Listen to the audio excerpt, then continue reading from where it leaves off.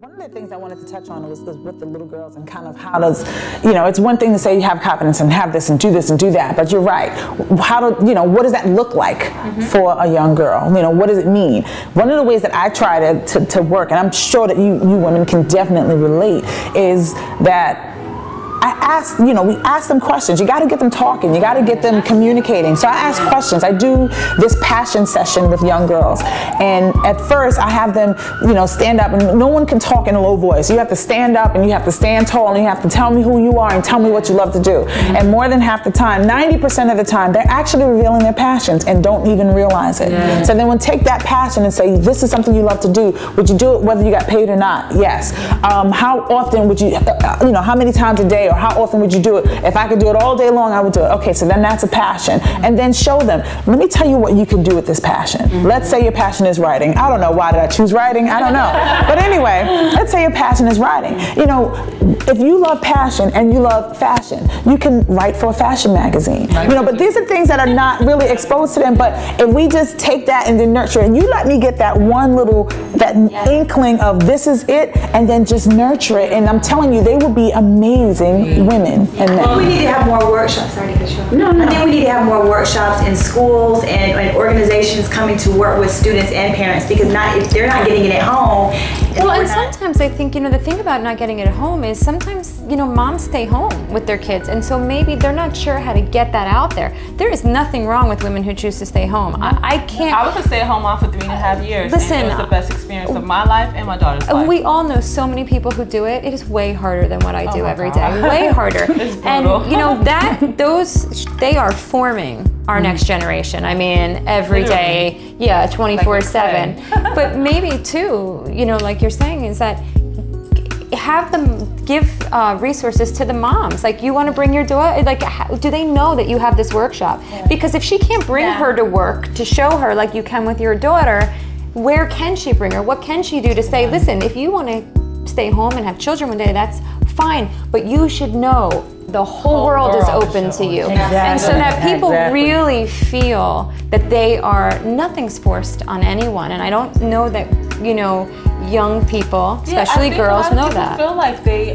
just give up, they just like these are the cards that were given to me. Exactly. Or they're talked into going into, the safe, professions just by their guidance counselor. Well, you know what? Be an accountant, be a doctor, you'll always have a job. Right.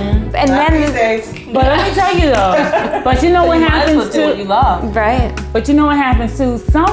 If it's in you, it's going to come out. Let me give you my little story. When I was 1 year old, when I was in kindergarten and first grade, and the teacher asked us what we wanted to be when we grew up. And I said at 6 years old that I wanted to be a cosmetologist. Now, I don't know where I even heard that word. I don't even understand why I said that, but I said it and it died. That was it. I said it, right?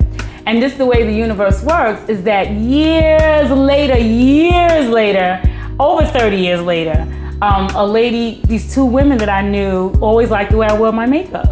And then they said, could you just teach us how to do makeup? And I was like, I blew them off because I didn't take it seriously because it just came easy to me, right? And then I actually showed them how to do makeup, and they said, you should do that. You should be a makeup artist, just like that. So even though sometimes you may not have gotten it at home to automatic, or your parents didn't tell you, sometimes if it's in you, but people will draw it out of you. Do you see that how you needed that encouragement? But that's what I'm saying. People sometimes, even though you may not have heard it from home or somewhere, it's just the way the world works. Someone will bring it out of you, and that's what happened to me. You have to be ready to accept it. You have to Sure. You could have said, no, I'm not good at it, or whatever. Or it's too hard. Or it's too hard, or I don't want to change careers, or I don't know where to get started. Or exactly. Oh yeah, because I started in the game, like the age I started is like almost ancient for people starting, makeup, but I did it and it worked out. And let's talk about that. We're talking about young girls, but I was someone who changed my whole life at 29. I was almost 30 before I left a corporate job that I had been in almost 10 years, and it's very, very scary. Sometimes it's that concept of, you're too far in to get out. And I meet people on a daily basis, at the store up in Midtown that say constantly, I just don't know where I would even begin to change. They're in these jobs where they're making a living, but they're not living. They're just exactly. existing. Well, that's the whole thing. They're existing through it, and it's never too late. I know. I felt like now, the life I have now as a writer and doing something I absolutely love, I would do in my sleep, which I do sometimes do in my sleep.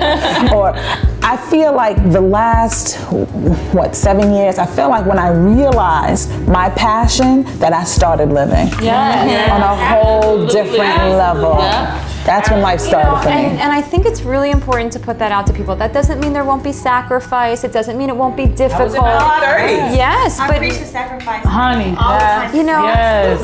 and so absolutely. people have to be, they definitely have to be accountable, you know, that they have to be willing to do it and sacrifice and make the choice, but it's never too late. It's totally worth it every time.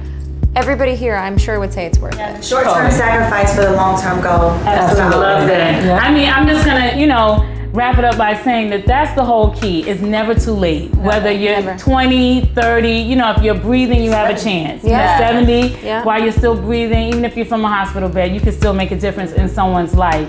Okay, so that's the Jane B Show. We talked about girl power today, releasing your inner power, and we hope we encouraged you to just release what's ever on the inside out, okay? So until the next time, you can check us out at thejanebshow.com.